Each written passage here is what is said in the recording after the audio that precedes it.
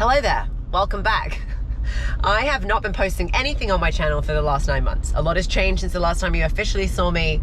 I now have a child. He's officially 9 months and, what is it, like 14 days old. I cannot believe how quickly the last 9 months has gone by. There's a lot of cool shit happening in my life right now. I am training and working towards an ultimate goal of completing a full Ironman in September.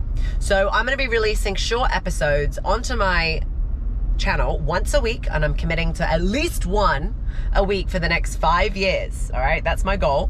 And I'm going to be just bringing you behind the scenes into what it looks like in my life right now as I'm training towards such a big goal. I'm a new mum. I'm back in business, running my businesses full speed ahead. And yeah, just thought I'd bring you along for the ride. So today I'm on my way to Ladybird Lake Trail to go on a 70-minute zone 1 nice and easy run with Claire Bays. So here we go. Figured you'd want to come along for the ride and take a look at what it looks like. I'll see you on the other side. So here's the deal. I'm with Claire and my training can be really boring alone. So I decided to take my zone 1 and zone 2 runs outside rather than on a treadmill and meet up with friends and have great conversations and bring you along for the ride. So zone 1 for me right now is a 9:59 to 12:38 minute mile pace. My goal today is to stick between 10 and 10 and a half minutes. Do you think it's doable? Yeah, totally. Okay. We're going. We're still going. I just don't know what's wrong with the screen. And I'm like not a runner. So definitely whenever she offered to let me accompany her for her zone 1, I was like, we got to get real clear on what that pace looks like so I don't hold you back, but we should be all right. Never holding me back. And you know what? At the end of the day, this is a nice and easy run. So it's supposed to be conversational, nothing crazy. So if we need to stop for a second, we can stop for a second. Yeah, we'll be all right. You're very Austin. This is great. I love this. Hi, everyone. We got some beats on our journey. Okay, so, I love it. To the beat. People always ask me how I have so much time to balance everything, and I don't balance the shit. So when you see my armpits today, Austin hasn't rubbed off on me this much. Please include that in the video. I am on this waxing streak, okay? And if I shave, it fucks up the whole game. The hair follicles grow back differently. So I haven't waxed my armpits in literally like 6 weeks. So I just need to make time to do that, okay? You kind of have a 9-month-old baby and you're training for an Ironman. In your defense, you're a little busy. So. Just a little bit. Armpits take the back running burner. businesses and stuff, I forgot that part. I'm gonna press start and we're gonna do it. We're gonna In 3, 2, 1. Hey. Cool. So people always say, should I train while I'm sick? And this is my 2 cents. Maybe Claire has something else. She is also a coach. If you have a fever, stay home. Yeah. Like, don't train. Right. If you have little sniffles, something like that, maybe I'd show up and train, just not go as hard. But yeah, if you have a fever, it's a hard no. I mean, yeah, if you have a fever, then you want to be respectful to the other people who are going to be around, right? Totally. So there's that. But then in addition to that, like, if we look at, so you're training for an Ironman. So you have a specific training goal that kind of has you maybe pushing past those things. But for me, like, if I feel super depleted, then I'm probably going to train better if I'll just let myself let up. Yeah. And so if I don't have a fever or something like that, I may still show up and just be really, really mindful of the intensity, like remove all intensity, get the movement so that my brain is happy. Yeah. And so that I just like adhere to the discipline of I show up, but just throttle back and remove the intensity. You know, I think it's also goal specific, right? So since specific. when I used to do a lot of strength training, a lot of CrossFit style workouts, if I was sick, I would feel weak. Yeah. Right now, I'm not really pushing strength. So when I'm sick, I just feel like not in the mood. Yeah. Okay, so what's been up?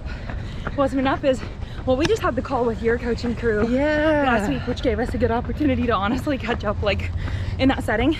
And if any of those women watch this, just like shout out. So many of them did contact and are just so supportive, and so That's I really so appreciate cool. that. And just put a little pin there. Yeah. I launched a new Dofa. business since since I've been back on YouTube, that's for sure. Yeah. Which is DOFA, which is the Digital Online Fitness Academy, where I've been doing this fitness thing for quite a while now. Been releasing programs, creating a brand that seems to be sexy enough for other brands to want to get aligned with and stuff. So when I got pregnant, I was like, man, I can't really do much physically, so I need to use this time to slow down and put like all of my systems and processes into a curriculum on how I create, market and sell fitness programs, and then I want to help other women do the same so that they can scale their business. So that's what we're talking about. And one of my special guests was Claire. Yeah. And I was the relatable girl, which is so impactful. The feedback has been so great. It was good. It was a perfect example of where you lean into that imposter syndrome and do something. We just had to communicate the truth about where I was in my own struggle and say, hey, listen, I've been working on this thing for a couple of years now and made a lot of mistakes, and I'm in the thick of the learning, and I'd love to tell the truth about that. And so then you get this imposter thing going about the women who are going on this call and speaking to these women are much more like well established. They've got more longevity in their careers, more financial success, things like that. And so how am I gonna stack up, right? But Hannah asked me to, and I've been taught to say yes to opportunities, whether you feel comfortable with them or not. And so I said yes and just told the truth, and it made it a really beautiful experience for everybody, I think. Being on the call was really cool because I've been continuing to deposit into the support bucket of I think what you do is rad. I think who you show up as is impressive, inspiring. I watch the way you engage with your clients and your friends, and that's something that inspires me. And so I want to support that. So, you know, over the course of time, we've gotten to develop a friendship over a couple of years. So it's kind of for me, it filled my cup because you believe in me enough to ask me to come on. That's so cool, and I appreciate that. And then, you know, to chime into that, I think it's so interesting that like who you are as a person now, whether it's you, Claire, or whoever you are watching, when you work hard at something, and that's something that you're working hard at, starts to bring notoriety, recognition, attention, right? I think that the most successful people continue to be who they were when they had nothing. Getting to the other metrics of success that don't equate to dollars, you know, that's something where it's like, yes, I'm financially in the process of growing a business that's currently small and not making a lot of money, but my life is very full and very satisfying. And so like, that can almost be a detriment because I can be so happy with things. Yeah. But anyway, like I feel successful in life and I'm eager to grow that wealth bucket to make it more well-rounded. Totally, and I want to share this with you that I shared, and I think it could be inspiring for anyone to hear and applicable to any aspect of life. But this comes from Alex Hormozi. When we commit to a goal, let's just say for shits and giggles that your goal is to become financially free through what you do on a day-to-day basis, right? Your occupation. Yes, which is a good goal. It is a good goal. Yes. But if you commit to the goal and you don't reach the goal, then the journey can become really emotional. Whereas if you say, you reframe how you look at that goal and say, yes, that is my goal, but I'm going to commit to the actions and behaviors that are going to get me closer towards what that looks like. Yeah. Versus in the goal itself. Yeah. Because otherwise there's just so much emotion that comes in and out, and that could really take away from the experience. And as an entrepreneur, this shit is a long game. Yeah. And he was saying, you know, commit to the decade. Yep. Life is always going to happen on life's terms. So like, if it's not this problem, it'll be that one. Totally. So maybe for me today, it's growing my finances, but someone with large finances has an entirely different set of problems with those finances. For sure. And it never goes away, just maybe a little bit more responsibility. They just change, yeah, totally. You said something about relationship with fear. I wonder if you could remember exactly what it was. Yeah. The way you framed it was beautiful. How does fear not hold you back from achieving things and such big goals? And I think they assume that fear like disappears, and it doesn't. Fear never ever disappears, but the relationship that I have with fear and the role that it plays in this scenario is just significantly different. Whereas like at the beginning, fear may have prevented me from taking action, and now fear encourages me to take action. Because, for example, my fear for the Ironman, right, is to not finish in the cutoff time. So I know at this point, if I want to finish within the cutoff time, I have to train consistently. So it's the fear that almost acts as a coach that gets me to the gym every single day, that gets me to do the 3 hours on a stationary bike inside a black gym with no one around. Like, it's fear that helps me get up and go rather than like stay in bed and not move. Yeah, an alcoholic in recovery. I've been in recovery for a few years, and I remember, you know, my first inventory work that I did regarding fear. I was like, fear? I'm not afraid of anything. I was a daredevil. Yeah. Living fast and hard, and the longer I've been around that world, the more I'm like, wow, fear is quite the motivator in my life. You know, fear of the outcome if I didn't get sober there motivated me to do something different. So then reframing, understanding that fear will always be present, and I love just your terminology around that of letting it be your coach. Yeah. Suddenly like gives you a new relationship with it, a new vocabulary to work with it, because it is present. For sure. Yeah. On the note of fear, it's an interesting thought. I could have said no to this run with Hannah because I know that this is something she's training and I'm not. I could have been fearful that she might think that I'm silly, that I didn't train, or that I wouldn't be able to hold paces and I would be embarrassed. But it's a challenge, right? And it's an opportunity to be with someone that I respect and I admire. And so it was like a yes. And with something like this, if I needed to drop, I just could. If she really needed to hammer this, she just could, and I could walk. It could be okay. So I just like to think through that too, of like, is there the fear as I'm driving? Like, you silly rabbit, you don't train for this. But like, what's the worst that could happen? Like, I have to drop and I walk. That's completely okay. Someone that is now sober, how do you look at your relationship with fitness? Is it something that has been a massive tool to help you get away from that life? Or do you think that there is some aspects you haven't quite healed and you use as a band-aid, is what someone told me. In early recovery, for me, I got on a bike and I rode hundreds of miles a week. I had no idea what to do.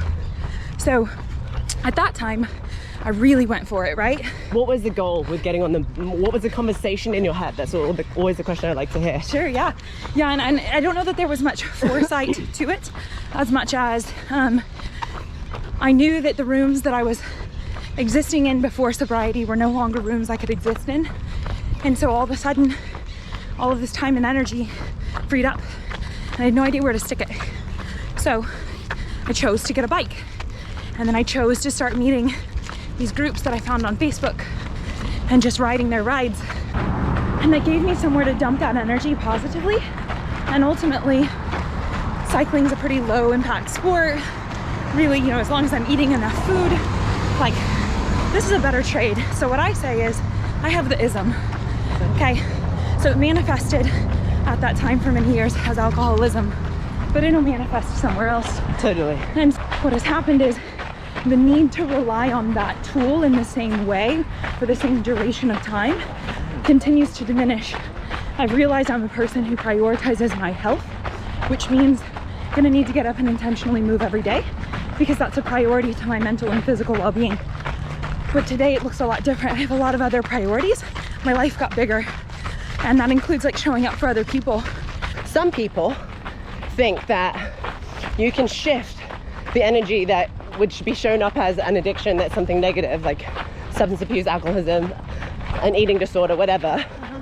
And some may say that I've replaced that with fitness. Yeah.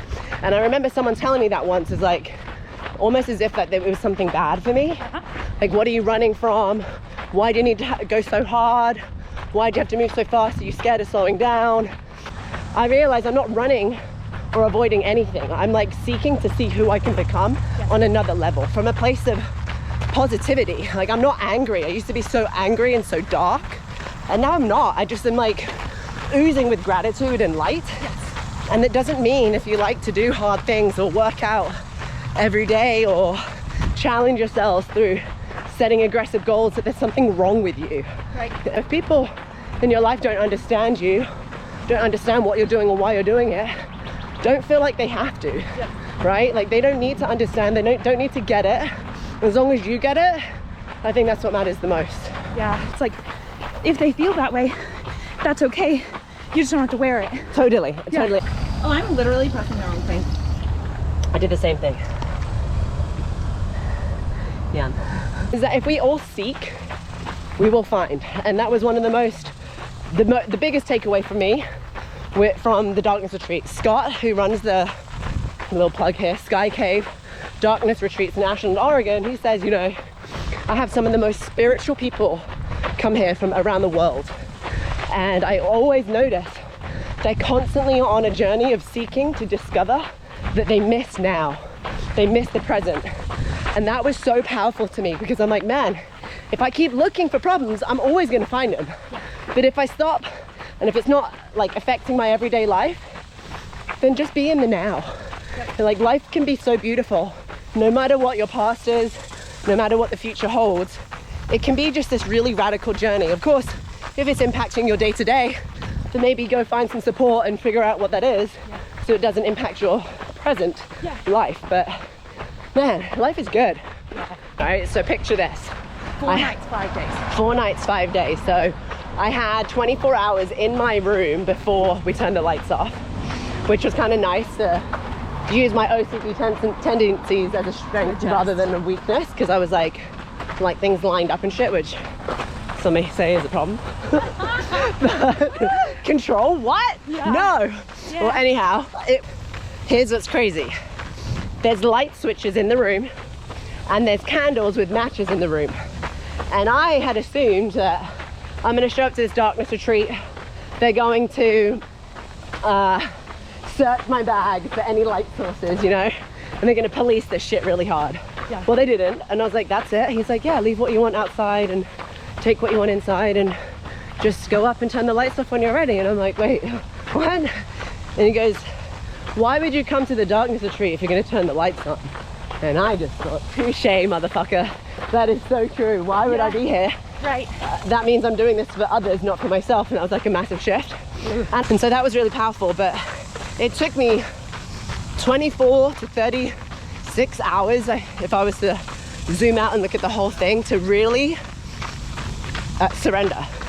Because at first I was just like super anxious, borderline panic attack after however many hours, because it's just boredom sets in. And I've never in my life been bored. None of us have. Yeah. There's always a distraction. Like, yeah! I'll get you, man. Give me an elbow. Good job, man. You're winning. Good job. Thank you. That's amazing. One of my coping mechanisms could be working out. And then I look at the room, I'm like, what are my options? Had a bath, and it was cold water. I'm like, I could cold plunge. Yeah. But these are all methods or tools to escape and avoid. So I was like, you know what? Every time you want to work out, you're going to sit your ass down and just fucking breathe. Yeah. Of course, you have no concept of time. Like, you don't know if it's been, even if you fall asleep, you don't know if it's been like 20 minutes, an hour, 3 hours, 10 hours. And so that was a big mind fuck as well. Yeah, I can only imagine. So I just had to like stop trying to figure out and just be. Yeah. Like, but what I did have was wild, vivid memories that I think I had suppressed for so many years that came back. I came out of the darkness so cracked wide open, just oozing with gratitude, and I was just so grateful for all the experiences. And I just kept recognizing a pattern that throughout my life I have been seeking for recognition, whether that was seeking attention as a child, which showed up, talking about the isms, right? Showed up in rebelliousness, a lot of self-inflicted pain through different channels.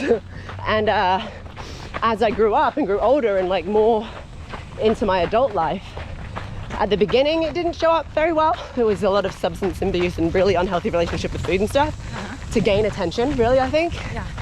But then if I look at what I've done and what I've built, it is all through building an internationally recognized brand. Yeah. So this like ugly thing that I used to think defined me actually became my greatest gift, and I was able to channel it in something positive. And rather than being angry, it was more like thankful. Yeah. Like, thank you. Yes. Because I wouldn't be who I am.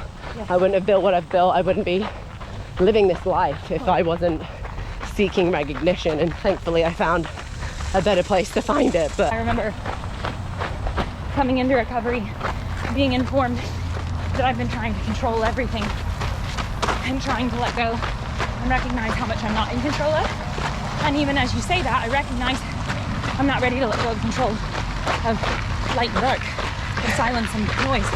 So as much as, you know, releasing control, that's one at this point I can't say I'm willing to give up. And that's totally okay. Yeah. And I used to also, you know, like to the OCD thing and control. I think control, if it, again, affects the people in your life and your quality of life, Yes. isn't a great trait to have. But I also am in love with this trait of control, because I now look at control as like almost perspective, and I get to control the way that I approach things. Yes. I get to control the way that I respond to things. Yes. And I think that that is the biggest and the scariest responsibility to own, because that's essentially saying our life, our decisions, our experience is totally up to us. Yeah. And that's fucking terrifying, Yeah. you know? Yes. That it's no one else's fault. Right. And no one else's success, it's no one else's low or high, it's ours. And that's like pretty powerful. Yes. This is awesome. Look at this. I feel like we're in the fairyland. Wow.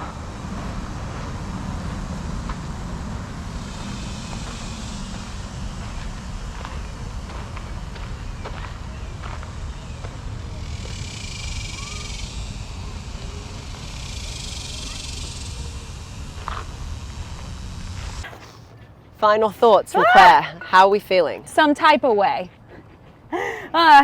I feel very grateful. I feel grateful for the opportunity to accompany a friend as she's doing something that I would consider to be a pretty incredible feat.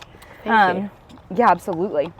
And so anyway, I just feel grateful as far as body feels for someone who doesn't really run. But I do, of course, do a lot of strength training and some interval training once or twice a week. So just for like full context, yes, I'm not running, but I do train. Yeah, so right now I'm kind of grappling with some health stuff as far as I've recently discovered, there's a literal sweat in my eye. Hold on. You can talk. She's discovered mold exposure in her home. Yeah. Which was not good. In last July, Yes. started having physiological response in January. Correct. Hives. Yes. And now, from what I understand, like your energy is all over the place, nausea, lightheadedness, stimulation from... The way that I've been describing the symptoms is like I'm like a battery that like is in an old phone that you need to replace. And so I can make it for a short duration of time, and then I kind of need to power down and recharge, and then I can go a little bit more. But so I feel very grateful to have gotten to push in this way and to have been challenged in this way. Body, what went? Legs, lungs, feel like I feel lightheaded, crampy, like what did the body feel like? Legs, because like I said, my training has not been conducive, so I've done 3 days in a row of pretty challenging leg things. And so I came into today very, very gassed on the legs, and I was like, this is great. But that's okay. So legs, and then just simply like fuel, and being eager for hydration, being eager for carbohydrates, because even if it's partially placebo, to me that tells me you have more. This is just the proof of like, if you train, you bump up against these things so frequently that your comfort level with them gets greater, right? And so like you're training at these volumes so that when you go to do the race, you're not going to have those internal battles, or if they come up, you know how to deal with them. Totally. Yeah. And that was something else James shared with me, which I thought was pretty interesting to hear. Someone that completes a full marathon at like a sub 4 minute mile or a sub 5 minute mile, they feel the same way that someone that has trained to their capacity that they can do a 10-12 minute mile. Yep. Like if you do it right and you're able to work the science behind training correctly, then your training will determine how you feel on race day. And it shouldn't, as far as RPE goes, which is why it's so relative. Yep. Everyone should feel like they're an RPE of a 6 and a 7 during race day, you know, or an 8 if they can, but that's probably not very sustainable. Yeah. But that's kind of the long and the short of it. So I want to say thank you so much for joining me today, making this 70-minute Zone 1 run far more enjoyable and with great company. I'm just grateful for you. Oh my gosh, as I look like I'm crying. Thank you guys so much for tuning in and for supporting Hannah. As a friend of hers, it's really, really cool to watch her thing continue to just like grow and blossom, and to get this like close proximity to exposure to see how she shows up in real life and how real she actually is all the time. Anyway, it's an honor. So anyway, thank you for inviting me. I appreciate that, and that's so sweet. Yeah. And it doesn't get more real than this. Yeah. Oh my God. She's gonna braid it now. Bye. See you next week. See ya.